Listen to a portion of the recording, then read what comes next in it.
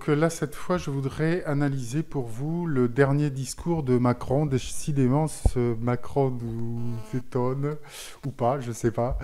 Il est en tous les cas conforme à ce que nous, les chercheurs de vérité, attendons de lui. C'est un gars manifestement très en forme.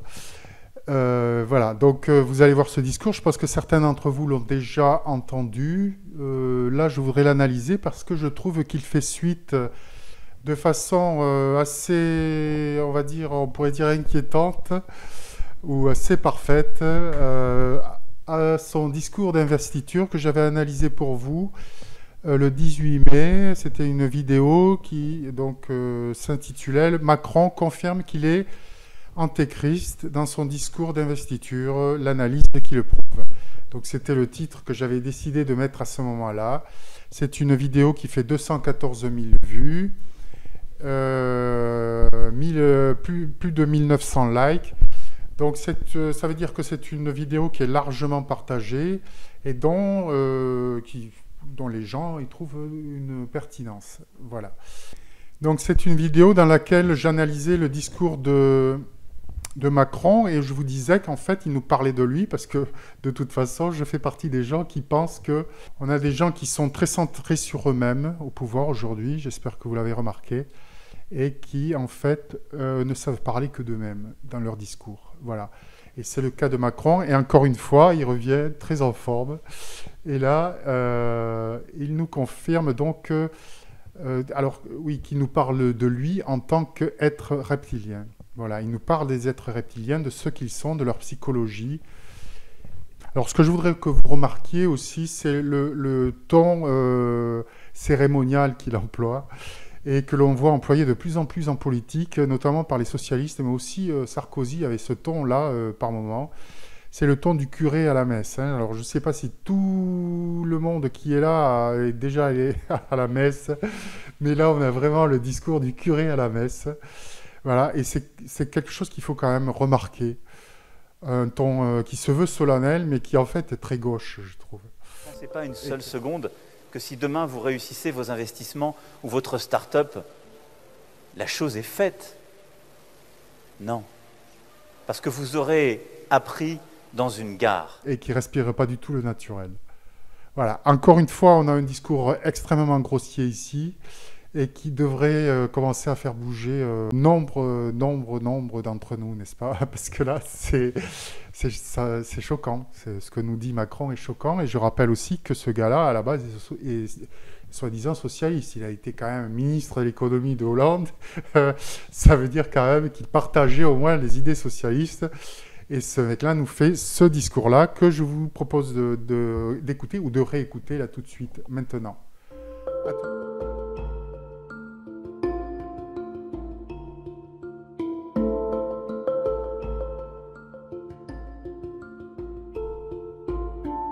Ne pensez pas une seule seconde que si demain vous réussissez vos investissements ou votre start-up, la chose est faite.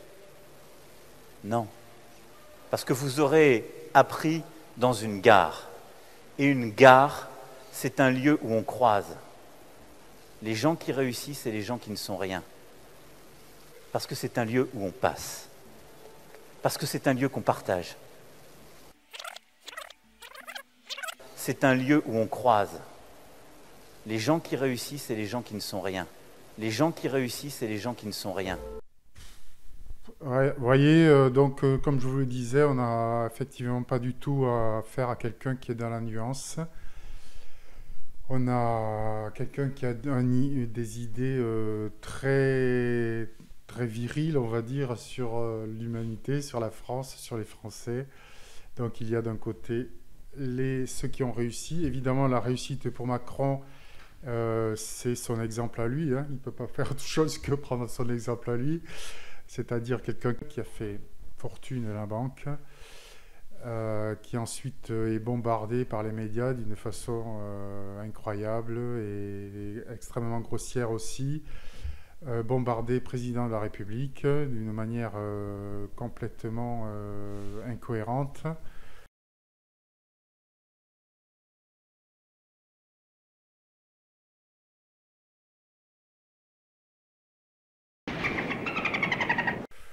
Voilà, on a quelqu'un qui est à un poste où il n'a rien à y faire, quelqu'un qui n'a pas du tout, ni les épaules, ni la psychologie pour ça. On le voit bien, rien qu'avec ce discours, on voit bien que c'est du grand n'importe quoi.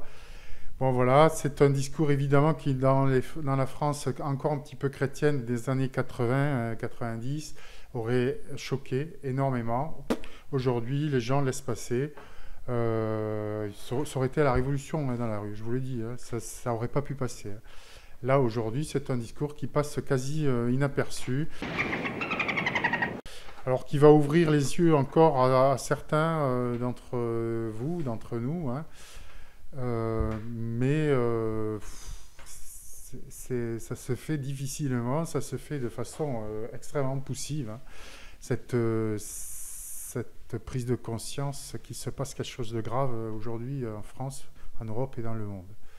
Donc qu'est-ce que c'est qui se passe de grave? Tout simplement, mes amis, je vous l'avais déjà expliqué dans donc, la vidéo dont je fais référence au début de celle-ci, c'est que les êtres reptiliens ont définitivement pris le pouvoir en France, en Europe et dans le monde sans doute, mais en France, on a un être reptilien qui nous parle de lui-même. Les êtres reptiliens, encore une fois, malheureusement, ne savent pas parler d'autre chose que d'eux-mêmes, hein. C'est des êtres qui ont beaucoup de mal à se tourner vers les autres.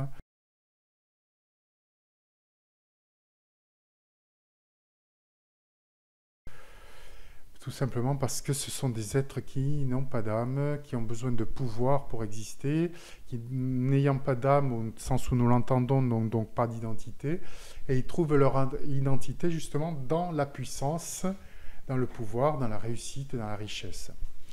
Voilà, et dans la visibilité qu'ils peuvent avoir, notamment auprès des médias. Donc c'est des êtres qui se servent de la machinerie incroyable que sont les médias, et que sont tout ce qui peut, toutes les manettes du pouvoir aujourd'hui qui peuvent les rendre visibles, aux yeux de la population. Le show business, c'est cette politique qui est aussi aujourd'hui du show business. On le voit bien, hein, là on a un show carrément avec des espèces de visions comme ça que nous propose Macron, des espèces d'images fortes, puissantes qui claquent comme ça à nos figures ébahies. Donc on a véritablement affaire à un showman ici et pas du tout à un politique réfléchi, bienveillant, absolument pas. Alors encore une fois, donc, ce que je voulais vous dire sur ces deux catégories qui sont vraiment très tranchées, ceux qui réussissent et ceux qui ne sont rien, eh bien, nous avons toute la psychologie reptilienne qui est là. Sans la réussite, sans la visibilité dans les médias, les reptiliens ne sont rien. C'est la raison pour laquelle ils sont venus nous chercher dans notre dimension à nous, dans notre monde, dans notre densité à nous, proche de la source dans laquelle nous étions des anges.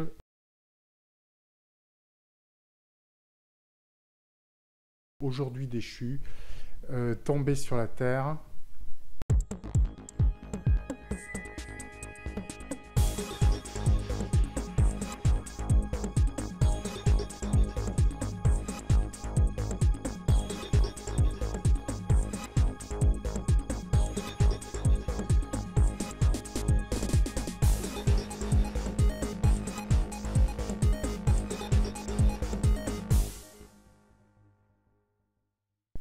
Et qui donc partage, parce que ça a été la décision de l'humanité, partage aujourd'hui son existence avec les êtres reptiliens, les descendants de Lilith, dit aussi, qui s'est appelé aussi Satan. Et aujourd'hui, ces êtres reptiliens qui ont pris le pouvoir manifestement dans le monde de façon très visible, et des êtres donc qui bravent aujourd'hui, qui bravent notre intelligence. Comme ça, de façon extrêmement visible et choquante. Alors, pour avoir plus ample information sur ce que sont les êtres reptiliens, je vous renvoie toujours à cette vidéo. Satan est une femme reptilienne, dont vous aurez le lien au bas de cette vidéo-ci et à la fin de cette vidéo. Voilà, je pense en avoir assez dit. Et vous remarquerez qu'à chaque fois, on avance un petit peu plus hein, dans la connaissance de ces êtres reptiliens. J'ai encore pas mal de choses à vous dire. Ça viendra petit à petit. À très bientôt, mes amis, pour d'autres aventures sur cette chaîne.